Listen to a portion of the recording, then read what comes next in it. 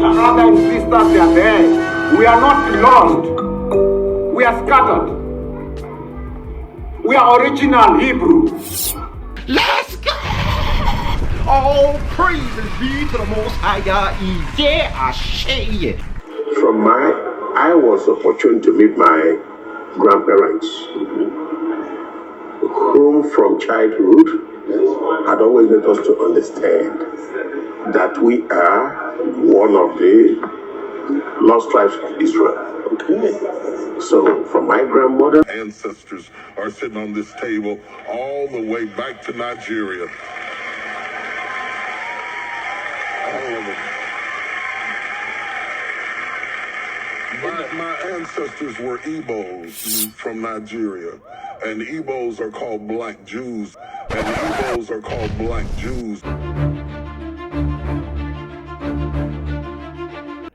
What's up, BC Dynasty? This is your boy, the man, the myth, and the legend, Mr. JBZion, Brandon Jessamine Zion. Y'all, welcome back to the channel, family. Welcome, shalom to all my Zion Dynasty family. First, I want to say shalom to all my Israelite brothers and sisters and supporters. I love you guys. You guys keep me motivated. You keep me pumped up, you guys. I also want to send a warm peace, love, and blessings to my Gentile supporters as well. Thank you all for just standing for this truth, rocking with Israel, not being a part of the lost in the sauce or a part of the business, right? By supporting the lie, but actually supporting Israel coming back to their heritage. So I love you guys. So today, you guys, this is going to be an action-packed one. We're going to go into a lot. It's going to be a little review and then a lot of scholarship, you guys. We're going to go heavy into the DNA and that kind of thing. So, as you guys know, we've been dealing a lot with our Moorish ancestry, you guys. There is so much that attests to African Americans descended from West African tribes that have sephardic ancestry, i.e. ancient Iberia or ancient Spain.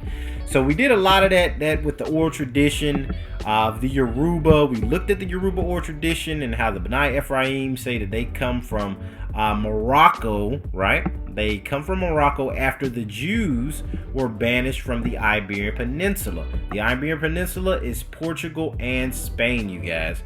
So they were banished sometime after 1492, which historically we know that's when King Ferdinand and Queen Isabella banished the Moorish Israelites, those that practiced Islam as well as those that practiced Torah.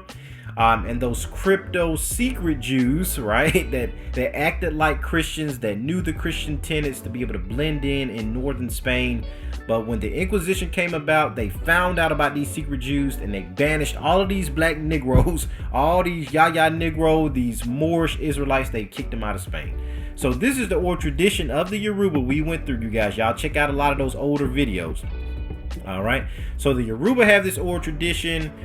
We looked at some of the older maps that kind of show the B'nai Ephraim right here. If you can see lower southern Nigeria, you see the B'nai Ephraim, which is Yoruba land area.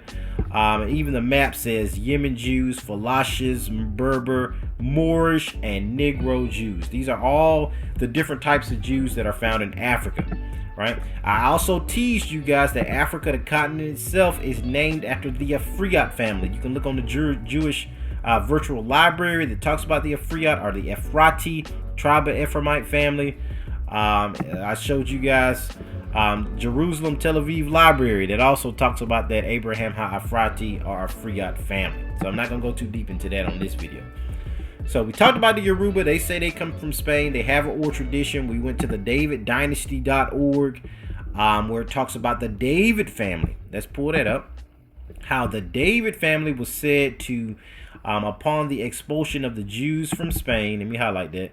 Those related to the David family upon the expulsion of the Jews from Spain, we find in Morocco, which coincides with what the Yoruba say. They say that they come from Morocco when the Jews were banished. We have evidence of the David family and a lot of Ephraimites being in Morocco per the Jewish Encyclopedia. Our Jewish virtual library. Now, the Jewish Encyclopedia, I'm going to put that on the screen. The Jewish Encyclopedia also attests for these B'nai Ephraim are Sephardic, Spanish, Moorish Israelites that live among the Yoruba. So we looked at that, you guys. Also, you guys check out some of those previous videos where we went over the definition of the word Negro. I'm gonna pull that up on the screen for you guys. But as you guys see, if you go to Webster's Dictionary and you scroll down to the bottom, Negro was first used in 1555. It is of Spanish and Portuguese origin.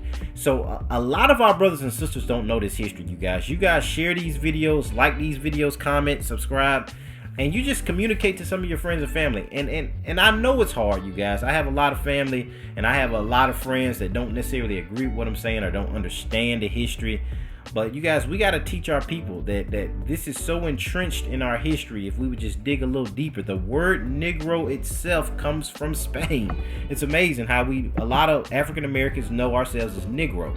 It's a more ancient term. We go by a Crayola color now, but we do know the term Negro. So Negro is Spanish in origin. The Yoruba say that they come from Spain. The Jewish Virtual Library talks about these Moroccan Ephraimite families, which vouches for what the Yoruba are saying. So now in today's video, we're going to start looking at the science. Now that we did a little review, we're going to look at some more of this science. And is the DNA of so-called African Americans, is it linked to the land? And do we have sites that can prove it? So I'm gonna pull this up real quick, you guys. This tab that I have. First, we're gonna do a little review. You guys, you know what's crazy? So I got on my 23andMe, right? Let me go to my ancestry reports. And as you guys know, I went through the history of my paternal haplogroup. I showed you that they gave me EZ16052.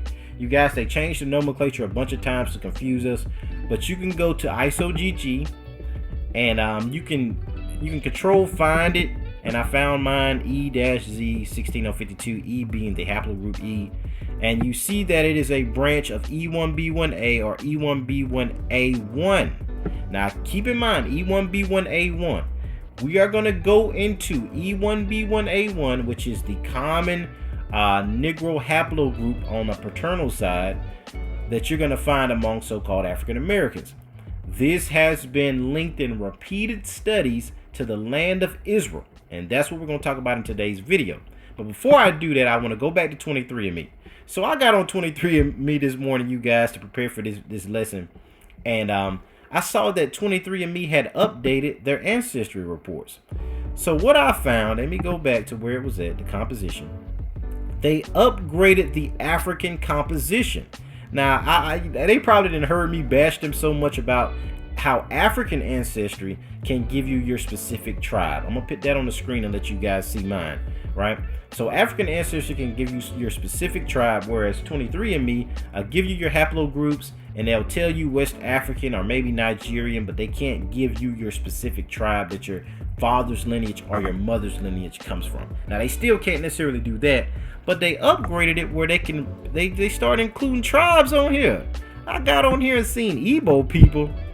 So now let me show you. This is a good teaching moment, you guys. So let me go back one tab. So it says Brandon, you know, my name Brandon YESLIM JBZion, YESLIM, you guys. So it's my legal government name. All right. So you got Brandon right here. It says 100%. Now y'all see that I got a little mixture in me. You know, I got a little 27% European because my grandmother had heavy European in her. My dad's mom, right? So I understand where that comes from, you guys. So I'm only 72%. I know I got a lot of Yoruba, Igbo, Nigerian family that just support this channel, and y'all probably 100%. But you know, your boy been mixed in the diaspora in America and that kind of thing. So I'm 72%, but West African, it shows 60%. So out of the 72% of my sub-Saharan African, 60, the bulk of that is West African, which makes sense. This is what we've been teaching, that Israelites come from specific West African tribes. And they even got the country that I show up the most in, Nigeria. But under that, they starting to have the tribe. I said, oh, so when you click on it, it says that you are a highly likely match to the Igbo people of Nigeria. Now, y'all, what's amazing about this is I've done my African ancestry, so paternally, I know that I go back to the Yoruba people. Now, I haven't done my mom's side, y'all. I'm gonna do that. I'm gonna do my matriclan and put that on the channel at some point, you guys. Y'all gonna love that. But so I've done my dad's side. I know my dad goes back to a slave by the name of Silas Smith, who was taken from the Yoruba people. I have that documented in my family journal. But it's amazing that Igbo shows up as well. And this is what I want to say about this, you guys. To all of my Nigerian supporters, to all of my diaspora brothers and sisters that are in the Americas, African Americans, those that are in the islands and scattered everywhere, right? Understand, the Igbo and the Yoruba people are the same people. I repeat, the Igbo and the Yoruba are the same people. What do you mean by that, JB? We both are descend from ancient Israel, both the Yoruba and the Igbo. Science has shown that their DNA matches to the 99.7 percentile. That's how close the Igbo and the Yoruba are. This is further proof of that, because I know that I am a Yoruba man. I know this. I've done my DNA. I know my oral tradition and all these good things. But 23andMe can't tell the difference between the Igbo and the Yoruba. I thought that was amazing, you guys. So one love. I know a little about the history of the Biafran War, and I know there's still a lot of beef and tension between Yoruba people and the Igbo. We are one family, all right? Eri was the 8th son of Gad. Oduduwa is said to be descended from King Jeroboam, which is the royal family of Ephraim. We are all Northern Kingdom Israel. We all the same people. Stop the Israelite on Israelite crime. I just want to say that. So I thought that was interesting, you guys. So E1B1A or E1B1A1 is my paternal nomenclature for me being a Yoruba person or a Nigerian, right? That's the DNA that you guys, African Americans, you're going to get E1B1A. My Nigerian brothers, I've already talked to a lot of them that said they are as well got E1B1A. So this helps us come together as a people and know, okay, we're E1B1A. So y'all keep that in your mind. So I do want to go to my JED match quickly, kind of show you guys how there was a lot of Moroccan influence in my JED match that shows that we migrated from Morocco.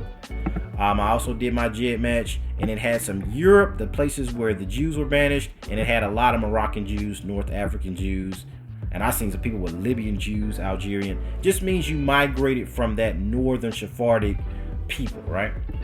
I also showed you guys, and y'all check out that Limba video, right? All praise to the Most High Yah. But most African Americans that do their JED match, your closest relative is going to be the Limba people, your closest distance. Some people have 3 or 4 distance. The lower the better, right? So, but today we're going to look at my true ancestry. We're going to look at my true ancestry because it helps you. There's a lot of tools on my true ancestry, y'all. I mean, there's so many that is unreal. It shows you can take your DNA and match it, like I told you guys, against different civilizations in human history. Not just modern people. Modern African Americans, usually going to link to the Limba for the most part. Which we know they're Israelites. Check out that Limba Jews video, you guys. But not just that, but there are other periods in history that help us understand how did we get to West Africa. What's the oral tradition of the Igbo and the Yoruba, and how did they migrate and all that stuff. So now first we're going to look at my analysis summary, you guys. Let me pull that up. So a lot of you guys, shout out to Blackberry Rose. She said how hers showed up, I think Khoisan as well. I'm going to do the teaching on the Khoisan people, but it says Khoisan plus Al-Andalus is my 3rd closest distance. But my first is Yoruba and Al-Andalus. And I think she as well got that Yoruba and Al-Andalus on hers. But she was talking about some of the deep dive things. So we're going to check out some of these tools on my true ancestry, you guys. So as you can see, my closest distance is the Yoruba and Spain. Al-Andalus is the Islamic name for ancient Iberia, right? Al-Andalus is Arabic, right, for Muslim Iberia, or the whole continent that makes up Spain and Portugal. So this fits, like we already mentioned. I'm going to put that back on here. Repetition is key. I'm going to put that back on here. The Yoruba oral tradition is that they come from Iberia after the Jews were banished from Spain, from Morocco, that whole region. They came from the Iberian Peninsula. Now let's go back to my true ancestry. My true ancestry shows that Al-Andalus is Muslim Iberia. So my DNA, when matched against different periods in history, proves and validates the oral tradition of the Yoruba coming from Spain. Not just that. Let's go through some of these scholars. We got Tudor Parfit, the Harvard credible source, right? That has a work called The Black Jews in the Americas and Africa, right? In that work, we have a Harvard University Press. He talks about the origin of the Yoruba going back to Israel. Not just that, we talked about Edith Bruder, an Oxford level scholar who goes into extensive mentioning on the Yoruba coming from the B'nai Ephraim. I'm on pages 145, I believe, to 148. I'm gonna put that on the screen. We talked about Dr. Windsor from Babylon and Timbuktu, a renowned scholar in the field of ancient Israelites and their migrations and their exiles. He talks about the Yoruba B'nai Ephraim. The Jewish Encyclopedia goes into an extensive account, as we've already said, about the Yoruba coming from Ephraim. Not just that, but we have Ulysses Santa Maria, who in his work, The Politics of Jewry, I believe it is, I'm gonna put that on the screen. He talks about the B'nai Ephraim. I showed you guys multiple websites where the Yoruba have different vlogs where they're talking about their oral tradition and they mention the same thing. So I bring all this up to let you guys know there is so much scholarship to prove the oral tradition of the Yoruba people. But what we want to look at is this science a little bit. So we see that my True Ancestry results is Yoruba in Spain, which fits the oral tradition. Let's look at some of these maps a little bit, you guys. Now, it's a lot of features on my True Ancestry. I might have to do multiple videos to go through all these different features, and I'm still learning this stuff, y'all. I ain't gonna act like I know all of this stuff on this website. It's a lot, you guys. So I do want you guys to look at this map a little bit. Now I'm on level 5. It's free to be able to use my True Ancestry, but the more you pay, the more access you have to different dig sites and archaeological findings, right? So they extend how many ancient samples they test your DNA against with the higher your membership is and that kind of thing. But you don't have to pay for all that stuff, you guys. And I'm not affiliated with them and all that stuff. So if we look at Spain, you can see on this sliver, which is Portugal, that I have a sample match. Now we got the Canary Islands, which is some of the places they were banished to. We have some East Africa, which is well documented, right? But I want to look at this lower region of Spain, or Al-Andalus. You see these Granada, and one of them says the Moor Cordoba Caliphate, my DNA matched with. You also have a post-Reconquista Granada, which you did have some Jewry that stayed behind in Granada. Now, we talked about in some of the videos how Granada was known as Jews' town. This southern region of Spain was where a lot of Jews were known to have resided at, right? I'm going to show you guys a little bit about, well, before I go there, let me come back to my True Ancestry and show you guys the haplogroup analytics. So the haplogroup analytics allows you to be able to put your DNA in or put your haplogroup in, and it'll show you what your closest match is based on all these samples that you have access to, depending on what level you are on my True Ancestry. So my closest sample matched with the Moor Cordoba Caliphate. Now, as we saw in my results, Yoruba Al-Andalus, Yoruba Moor were my top results. So I am a Yoruba that is a Moor that lived in the time of Spain and Portugal, when the Jews and Moors in Spain ruled, right? So my closest match is Moor Cordoba Caliphate, and it is E1B1A 1, right? So now let's go back, because I don't know if you guys remember, my paternal haplogroup was EZ16052, which is EL45, which is EP252. It's just a different nomenclature, y'all. They do this to bug us out. But EZ16052 is really E1B1A 1A 1C 2B 2A. So it is a descendant of E1B1A 1, which when we go back to my True Ancestry, we see this more E1B1A 1A1. So why do I bring this up? If we click on the information, they can give you information about the dig site and the work that they did to get these results, how your DNA links to it. But the archaeological site, Calais Panadoras, is in the Al-Bayasin district of Granada, Al-Andalus, right? So this district of Al-Bayasin is within Granada, where they found DNA that matches my paternal haplogroup. Why is this important?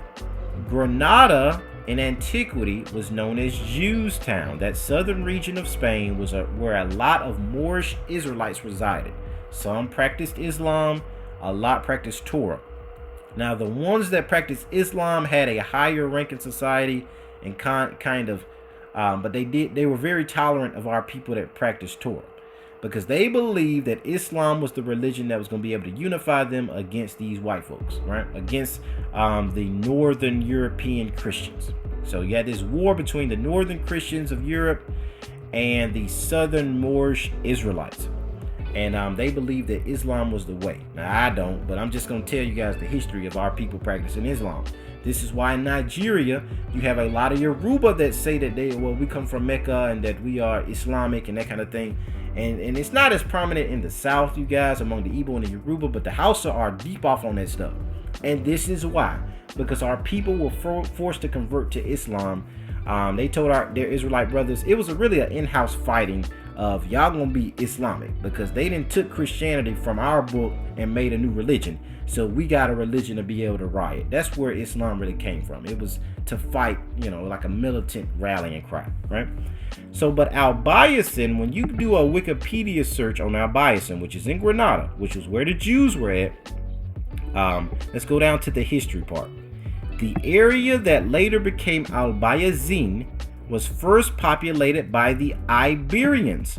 Now, what's interesting, you guys, is we're going to find the Iberians also called Elvira or Ivri, which is exactly what the Igbo say, that their actual name for the Igbo is Ivri, linked to the Ivri people. You also may hear Evevio and different, but that's talking about the Hebrews as a large collective body, But Ivri just speaks of Hebrew itself. Hebrew with the Hebrew is a more common term. But in antiquity, it was from Iber or Ivri. But you see that the ancient dwellers in Spain were Iberian. Now, I don't want to lose you guys, but I guess you guys are probably wondering, like, okay, what does this have to do with us being Israel? Now, Ivri or Iberia or Iber is Hebrew, right? So the first people to dwell in Spain, you guys, were these Hebrews. This is where Henry Gratz says that there were a lot of noble families of David, this is where we get into the Abarbanels, the Yaya Negro families. A lot of these Spanish Jews had been in Spain even before the Visigoths. Now, when the Visigoths got to Spain, these heathen people, they even subjugated these Israelites, these royal Davidic, Ephrati Israelite families that had already been living there since the destruction of the first temple. So you have these Israelites that were Ebers, that were Iberians, that had already been in Spain or on the Iberian Peninsula. Iberian Peninsula is the oldest name for Spain. It later became Spain and Portugal when they kind of became separate entities. But Al-Bayasin was first populated by these ancient Israelites. And Al-Bayasin is the precursor to Granada, right? So now let's go a little bit deeper into Al-Bayasin. I know this stuff is deep, you guys. Y'all stay with me. What we're just trying to show you is that there were heavy Spanish or Iberian Jews. This is a lot of our history. The word Negro is Spanish, right? You have to understand this Spanish element. The Igbo have this Spanish tradition of being Sephardic Jews. The Yoruba have this same oral tradition. So we need to understand what was going on during the time of the Moors, the Jews of Spain, and that kind of thing, and who was living there, and in what districts or what cities. Okay? So now when we look at the Spanish city of Granada, let's look at Granada a little bit. Now there's a bunch of sources. You guys check out a bunch of literature on the Jews and Moors of Spain. The Harvard researcher Joseph Christoph and the Jews and Moors of Spain, check that book out. E.H. Lindo, Check out his Jews and Moors of Spain and Portugal. There's a lot of documentation. I can't go through all that stuff, you guys. It'll be, well, I'm gonna do different segments on it, but in this video, I can't go through. It's so much scholarship, you guys. So, the Spanish city of Granada founds a museum to the lost Sephardic Jews. Now, let's read a little bit in this article, you guys. So the city of Granada in southern Spain has announced the opening of a museum dedicated to the culture of the Sephardic Jews. Right? The museum, which is called the Palace of the Forgotten, is housed inside the Santa Ines Palace, located in Al-Andalus. Now wait, we just saw on my True Ancestry that E1B1A Moor, that is my forefather, his remains, his archaeological remains were found in the Al-Andalus district of Granada, Al-Andalus. Al-Andalus being the continent, Granada the city, Al-Andalus the district.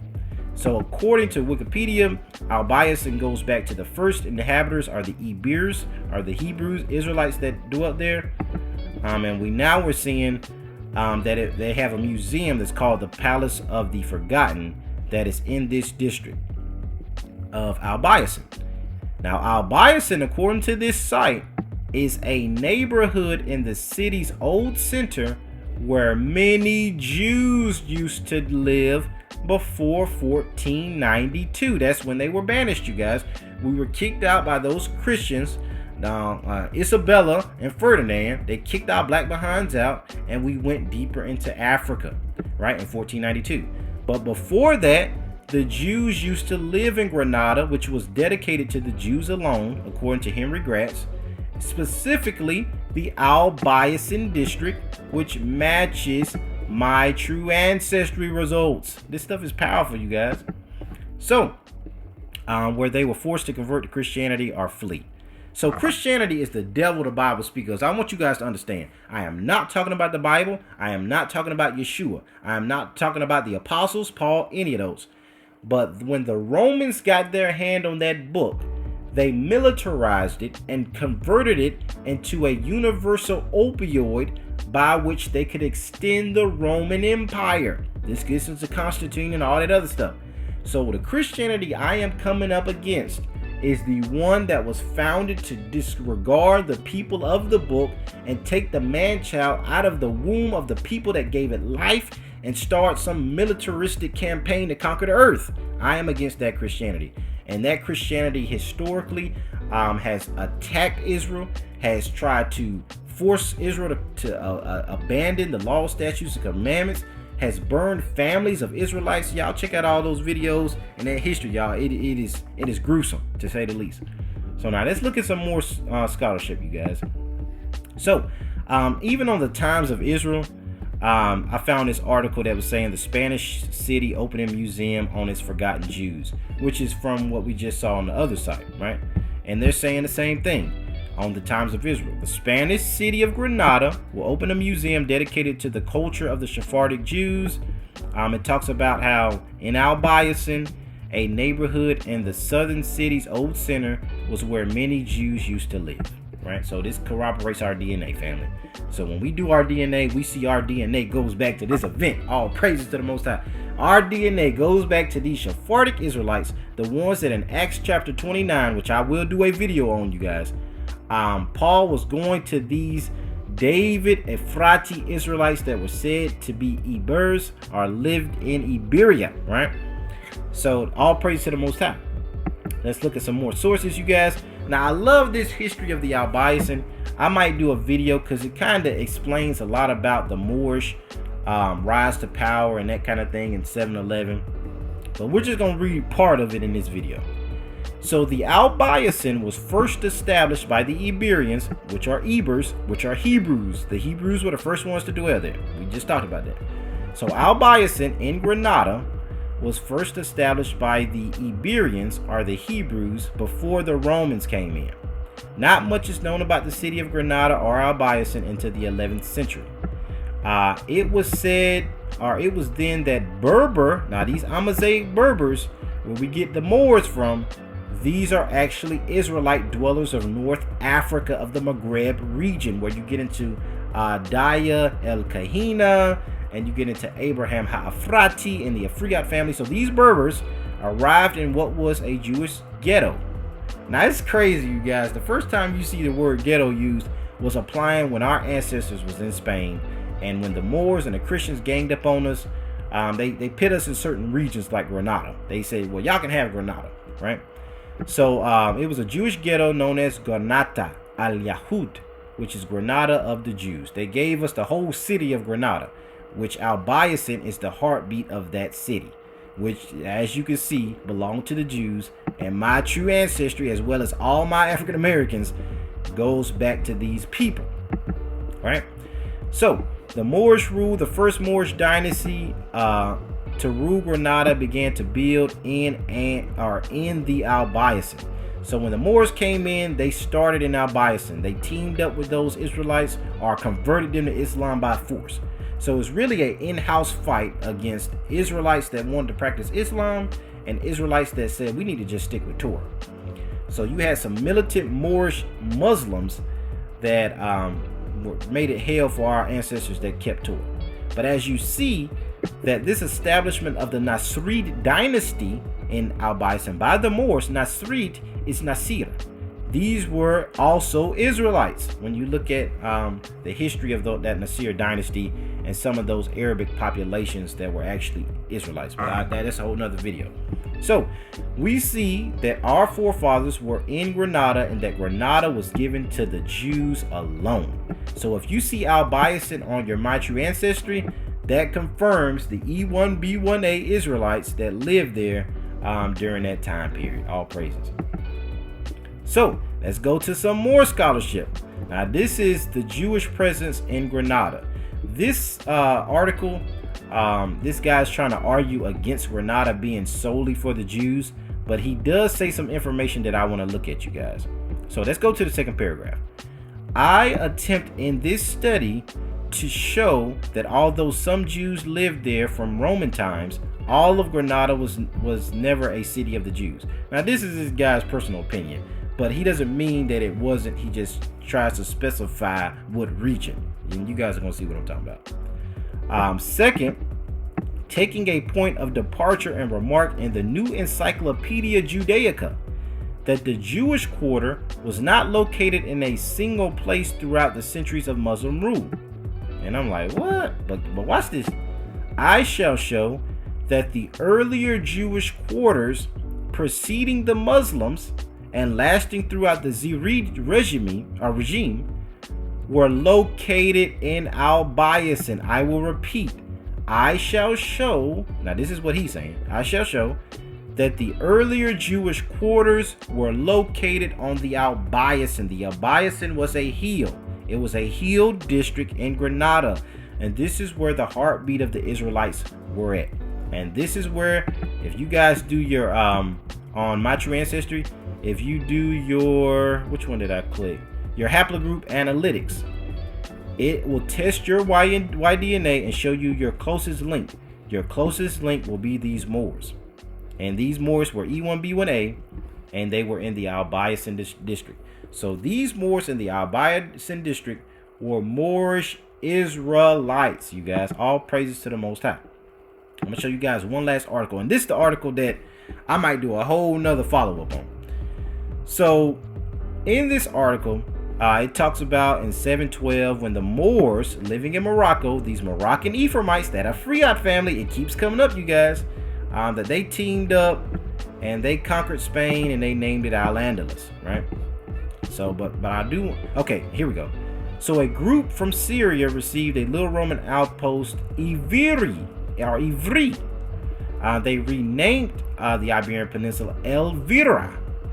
The separated walled Jewish neighborhood on the hill outside the town they named Al-Bayasin. So Al-Bayasin is a hill district that was devoted to the Jews. That was the heartbeat of Jews Town, which is the city of Granada. And before it was called that, it was called Ivri or Eber or Evira, which is all Hebrew.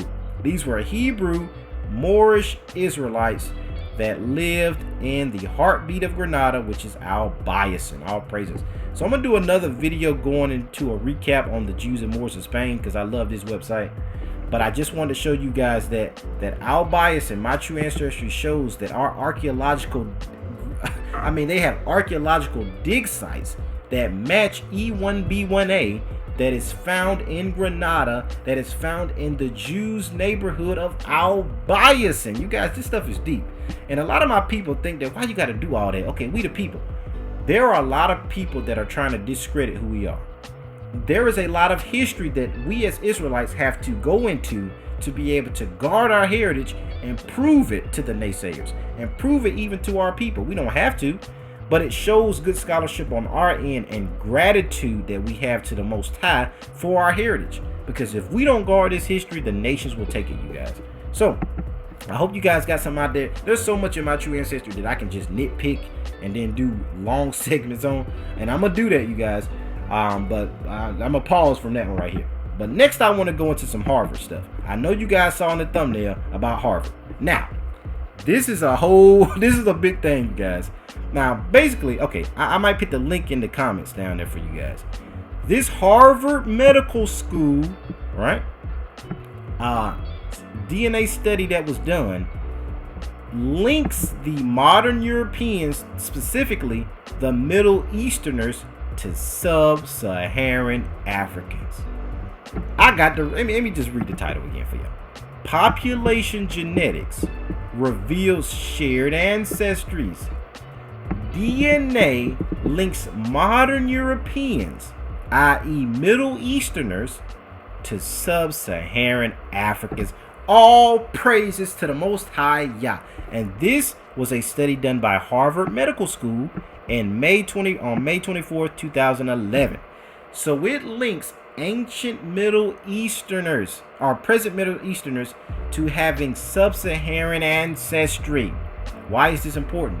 Because of genetic bottleneck. Our people were displaced out of these various regions. So we became the indigenous aboriginal DNA population. So it's not as prevalent today in the Middle East, quote unquote. And it's not even as prevalent in North Africa. A lot of that is E1B1B, right? That you will find in North Africa. But originally, we were those Moors that were in the North African Maghrebian region, right? Where the Ephraimite Moorish people, these Afrati people, had dwelt. And we were the ancient Israelites that dwelt in Israel. So they actually have DNA, and this is done by Harvard, that links our DNA and the DNA of modern Middle Easterners to ancient sub-Saharan Africans. So there are some Jewish people that live in the land of Israel that are E1B1A. They will even admit that. And those are Israelites. So I don't make a blanket statement that all the Ish people, they ain't the people. All of them come from Esau, and all of them come from Canaanite extraction and European Gentilic extraction. There are some, you guys, that are actually Israelites, right? And those populations prove that there was at one point sub-Saharan influence or ancestry even among those people. And that's Harvard. I want to show you guys that. I also have another source by the U.S. National Library of Medicine, National Institutes of Health. So much for credibility, all right? And this is the history of African gene flow into Southern Europeans, Levantines, which is the Middle East, and Jews. If you look at the contributors, Harvard Medical School, Nick Patterson, Cambridge. So everything I give y'all, I try to be as credible as I can. That's why some of these videos, it takes, y'all don't know how much work. It takes a lot of work, because I can say this stuff, but after I find a claim, I try to find scholarship that vouches for it, that is credible. So if you guys have any hang up that, oh, Joe Blow said that, I'm going to give y'all this Harvard. I'm going to give you this Cambridge. I'm going to give you this Oxford. So all these contributors are Harvard, Cambridge, Oxford, that kind of thing. And they're talking about, in previous genetic studies, they have suggested a history of sub-Saharan gene flow into some West Eurasian populations. So this article is going into how they have found sub-Saharan genes in Europe, in the Middle East, in the Levantine regions. And this is because this is where our people were there. There are too small extractions presently because of genetic bottleneck and our people having to migrate out of these places. I already told you guys in 1492, we were banished out of Spain. So we were kicked out of these European places. And if you look at some old books by certain map makers, like Alan Godby, they go over the different years that we were banished out of France, out of Spain, out of different regions at different years, right? So this is another source that talks about E1B1A and African gene flow being present in these regions. Now, in that same study that was done, they had a supplemental information. Y'all don't know how hard it was for me to find this supplemental information. They must have modified the website. But on table S6.1, we see the Y chromosome haplogroups that are of ancient Near Easterners. I repeat, ancient Near Easterners. These are the Middle East dwellers before the Ish people got there. There is a difference between ancient Natufian Israel, or ancient Canaan, which is what it would have been called, and present Israel, present 1948 Germanic Ashkenazi Jewish people, right? But when they did a study testing DNA with these ancient Easterners, let's see what they found. They found maternal haplogroups L1A, right? They found those in Armenia.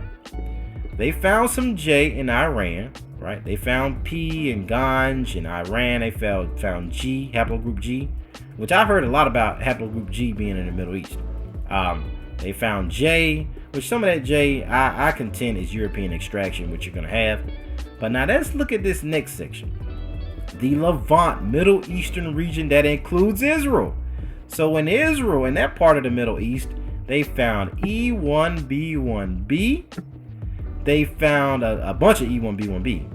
They found the progenitor of E1B1B, which is E1B1. Now, E1B1 or EP2 accounts for 75 to 80% of the continent of Africa. This is what I've been telling y'all. The continent of Africa is Northern Kingdom. The continent of Africa was named after the Afri people, the Afriyat people, the Maghrebian, Moroccan, Berber, Amazigh, Israelite Moors.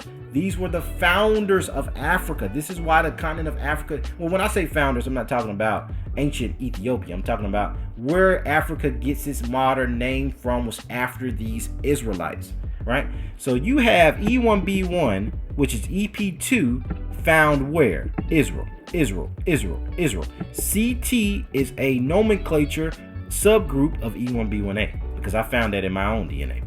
So all of these first five is which are E1B1B and E1B1A are EP2 descendants. All of these were found in Israel.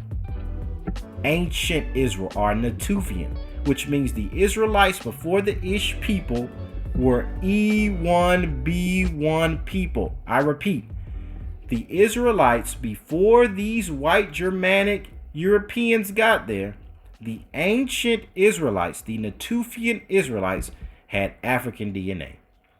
And this is a supplemental information section out of a Harvard study, a Harvard Medical School study. All right, they also found L1A, which is, like I told you guys, L0, L1, L2, and L3 are African American maternal. So these are Israelite queens that they also found in the Middle East. Now they didn't put a lot of the queen haplogroups on here because a lot of these are the paternal side, but they did put them in Armenia. But I argue that if they had did the maternal haplogroups in Israel, they would have been L0, 1, 2, and 3. But they didn't list those here. They only listed L1 in Armenia. So we have E1B1, which is EP2, which is 75 to 80% of the continent of Africa today. In ancient times, they were in Israel. Oh my God, y'all don't understand, boy, that's iconic.